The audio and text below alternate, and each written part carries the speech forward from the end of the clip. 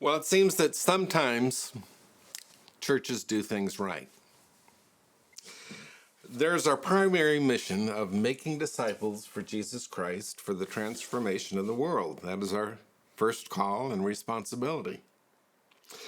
Then, as a part of our love for God and our love for our neighbors as ourselves, every church and every Christian in every church should find ways to live out God's love in the middle of a troubled and suffering world.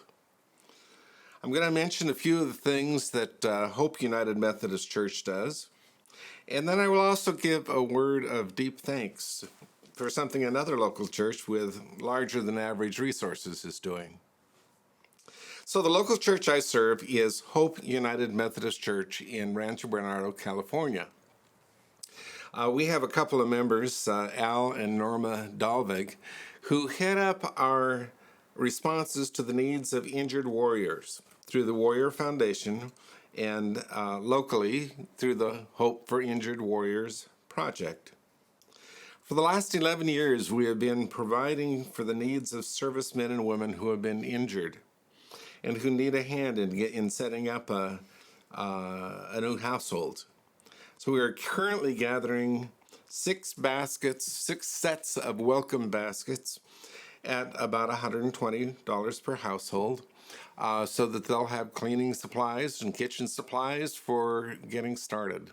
So yes, if you want to be a part of that, you can call the church office, 858-485-5840. Now, another of our important services of love is our ongoing collection of food for both the Good Neighbor Center in San Diego and the Interfaith Shelter in Escondido. Also, our senior high youth are looking forward to returning next summer to the Sierra Service Project, where hundreds of youth from dozens of churches spend a week rebuilding, improving, refurbishing homes where the owners cannot afford to do that themselves. I love the work also of the United Methodist Committee on Relief. Oddly enough, it was started, I think, in the 50s, and it was a temporary committee only to be kept going as long as there are people suffering on the earth, which means it's probably a permanent committee. But they help a lot of places a lot of the time.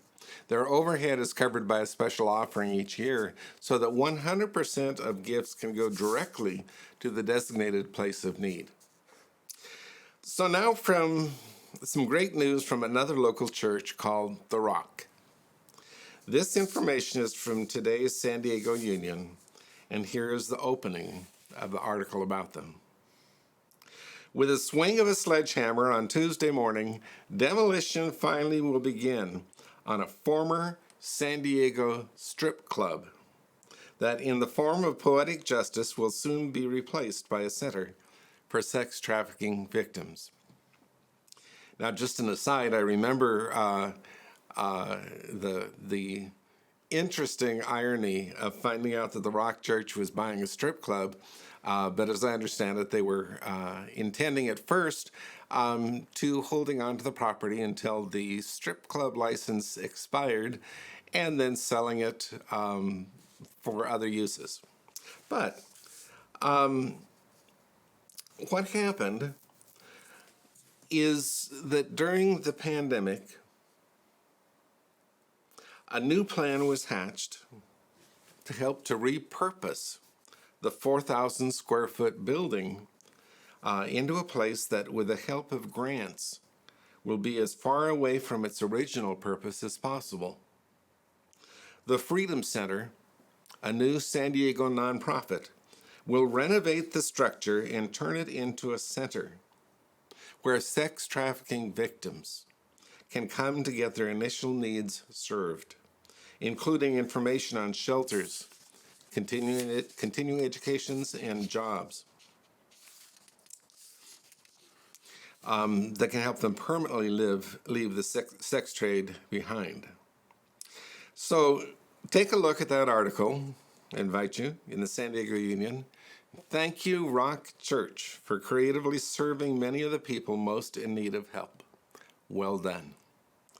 So you, each of you, pray and seek out the ways that you can most be the hands and feet of Jesus Christ, reaching out to some area of great need.